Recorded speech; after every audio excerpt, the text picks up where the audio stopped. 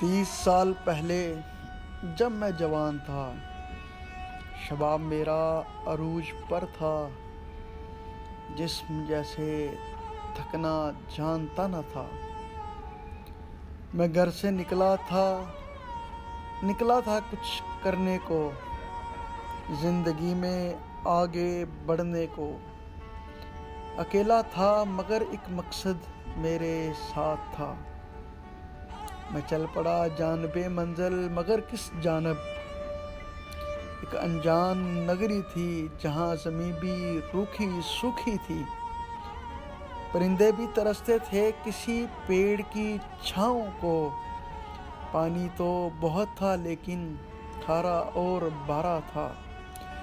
نظر کی وسعتوں میں صرف صحرا کی ریت آتی تھی، سورج کی تپش سے سلگتی ہوئی اس سنہری ریت کو جب ہوا چھو کر گزرتی تھی تو ایسی لوح چلتی تھی جو جھلساتی بدن میرا۔ میں اپنے ہی پسینے میں سارا دن نہاتا تھا، پیراہن میرا سفیدی میں اکثر ڈوب جاتا تھا۔ میری خوبصورت جوانی، میری امیدوں کا پانی، میری محنت کی کہانی کبھی آنکھوں سے چھلکتی تھی، کبھی پیشانی پر ٹپکتی تھی، لیکن میں پھر بھی نہیں ٹوٹا، نہیں ہارا، نہیں تھکا، حالات کے سامنے نہیں جھکا۔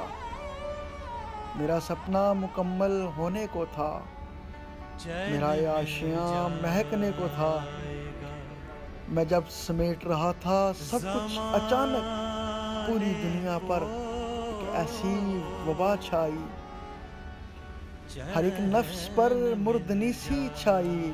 پر مجھ پر ایک دن یہ بیماری جپٹ آئی، میری سانسوں میں بے ترتیبی اچانک عود کر آئی۔ میرے سپنے ابھی ادھورے تھے کہ زندگی ڈگمگائی، مجھے مرگے بستر پر بے دردی سے کھینچ لائی۔